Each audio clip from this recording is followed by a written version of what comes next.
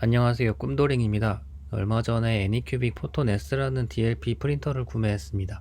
예전에 비하면 가격이 굉장히 저렴한 쪽에 속해서 부담 없이 구매를 했고요. 가격은 세척기 포함하면 약 80만원 정도로 구매를 했고, 직구하면은 370달러, 세척기가 127달러 정도 합니다. 대신 베드가 좀 작은데요. 115 곱하기 65, 높이는 165의 크기를 출력할 수 있습니다. 베드가 큰 버전도 있다고는 들었는데 애니큐빅 공식 홈페이지는 안 파는 것 같아요. 뚜껑이 위로 여닫이로 열리는 방식이고요. 이게 조금 장점인 것 같아요. 세척기는 덮개 방식인데 이거는 좀 번거롭습니다. 뚜껑을 벗기면 주변이 지저분할 때 마땅히 둘 데가 없을 때가 있더라고요. 이전 버전인 포톤 제로도 뚜껑이 벗겨지는 방식인 것 같습니다. 레진 비용은 대략 1kg에 7만원 정도, 캐스터블 레진은 500g에 7만원 정도 합니다. 소모품은 레진 탱크 바닥에 붙는 필름 정도가 될 것 같은데요. 필름이 찢어져서 레진이 새는 거 아닌 이상 교체할 이유는 없다고 하더라고요. 기스 좀 나도 상관없대요. 가격은 두 장에 7,000원 정도 합니다. 그래서 레진이랑 출력물 세척할 이소프로필 알코올을 제외하고는 뭐 이렇다 할 소모품은 없습니다. 안쪽에 공기 정화기가 있는데 교체 주기에는 어디에도 안 나와 있는 것 같아요.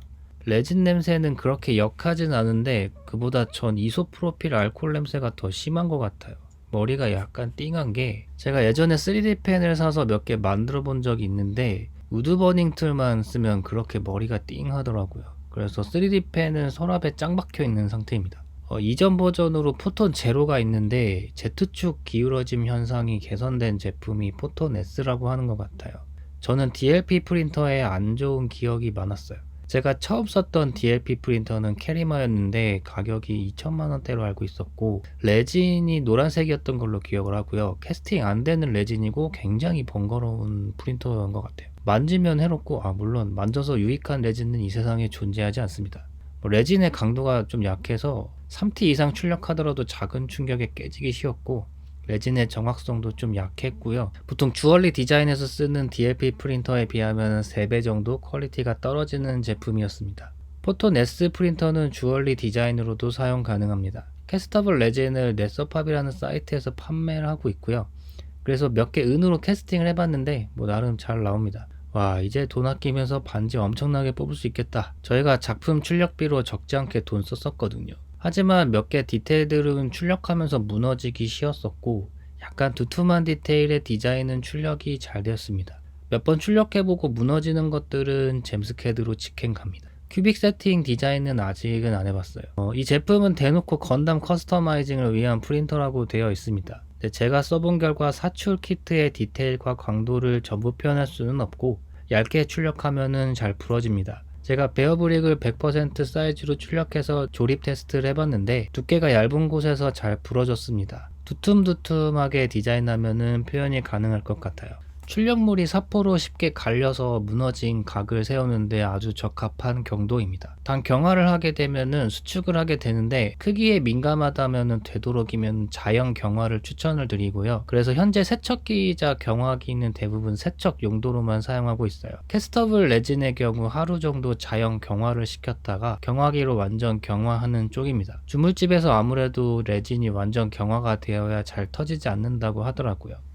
FDM이냐 DLP냐, 만들고자 하는 출력물의 성격에 따라 다를 것 같은데요. FDM의 출력물의 재료는 PLA를 사용하는데 사포로 잘 갈리지 않습니다. 그렇기 때문에 꼭 매끈한 표면이 필요하다면 서페이스 작업에 스트레스를 줄 거예요. 그렇다면 DLP가 좀 맞겠죠? 하지만 워킹 출력물은 좀 어려울 것 같아요. 출력물과 출력물 사이에 마찰이 생기면 석고처럼 갈리더라고요. 나는 워킹도 좀 되고 큼지막하게 만들고 싶다. 그러면 FDM 프린터가 맞을 것 같아요. 아니면은 대형 SLA 프린터를 알아보시거나, 사실 강도 면에서는 SLA 프린터가 훨씬 좋습니다. FDM의 단점 중 하나는 한 개 베드에 여러 개의 출력물을 동시에 출력한다고 하면은 하나를 만들고 끝내고 다른 하나를 끝내고 이런 식으로 하는 게 아니라 동시에 한 층 한 층을 쌓는데요. 노즐이 이동하면서 옆으로 출력물을 치고 갈 때가 가끔 있어요. 그래서 요즘에는 프린터를 쓸 때 이동 속도를 70에서 40으로 줄여서 출력을 합니다. 그러니까 실패율이 확실히 적어지더라고요. 출력 속도는 DLP가 확실히 빠르긴 합니다. FDM 프린터는 출력물의 부피가 시간에 영향을 줍니다. 넓든 높든 어쨌든 부피가 시간에 영향을 줍니다. 더 정확하게 말하면 노즐의 이동 경로가 길수록 시간이 길죠. 하지만 DLP는 높이에만 영향을 줍니다. 한 층을 쌓아 올리는데 걸리는 시간이 면적이 넓든 좁든 동일 시간이기 때문이죠. 비유를 하자면 FDM은 연필로 데생하기, DLP는 실크 인쇄로 티셔츠 만들기. 뭐가 더 빠를까요? 그래서 DLP는 굉장히 생산적이라고 할 수 있습니다.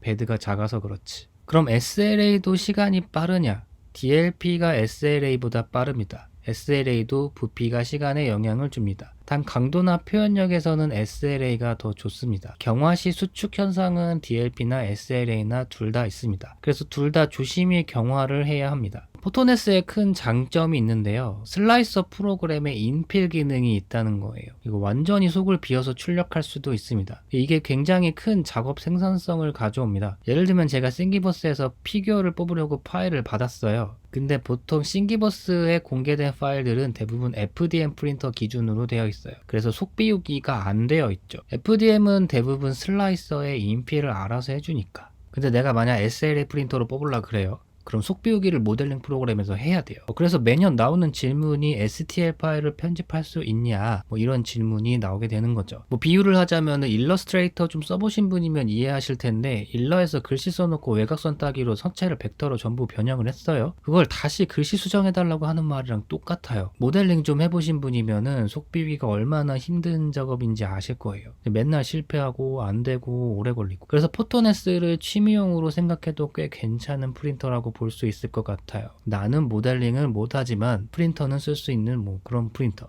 다만 저는 인필보다는 완전 속을 비우시고 내부에 서포터를 세우는 게 더 좋을 것 같은 게, 인필을 하게 되면 내부에 레진이 차서 물 빼는 구멍을 만들어야 되는데요. 내부에 공간이 파티션이 생겨서 파티션마다 구멍을 하나씩 다 내야 돼요. 그래서 저는 내부의 공간을 다 비우고 구멍을 하나 내는 쪽으로 슬라이싱을 주로 합니다. 포토네스의 단점이 몇 개 있는데요. 제가 처음에 레벨링을 잘 못해서 출력 초입에 베드를 잘 붙질 않았었거든요. 실패만 20번 정도는 넘게 한 것 같은데, 문제는 이게 초반에 출력이 잘 되고 있는지 알 길이 없어요. 하나도 안 보여요. 반지 같은 거는 진짜 출력이 끝날 때까지 출력물이 보이질 않아요. 레진 탱크가 쇠로 되어 있는데 투명하게 되어 있으면 나오는지 안 나오는지 조금은 알기 쉬울 텐데, 대신에 레진 탱크 밑에 투명 필름을 붙여서 사용을 하게 되는데요. 그렇다 보니 소모품 교체 비용이 얼마 안 드는 게 장점인 것 같기도 합니다. 두 번째 단점은 와이파이가 안 된다는 건데요. 제가 쓰는 FDM 프린터는 와이파이가 됩니다. 그래서 앞에 USB-A 포트를 단 한 번도 사용해 본 적이 없어요. 인터넷으로 펌웨어 업데이트하고, 포토네스는 그게 좀 아쉽더라고요. 값싼 프린터한테 너무 바랬나요? SD카드 안 넣는 게 다행인 건가요? 세 번째 단점은 슬라이싱해서 파일 물리면 프린터에서 이미지로 미리 보기가 보이거든요. 근데 맥에서 슬라이싱해서 파일 물리면은 프린터에서 미리 보기가 개코딱지만하게 보여갖고 보이질 않아요. 아무래도 제가 사무실에서 쓰는 아이맥이 5K라서 그런 것 같아요. 레티나 디스플레이 무시하시네.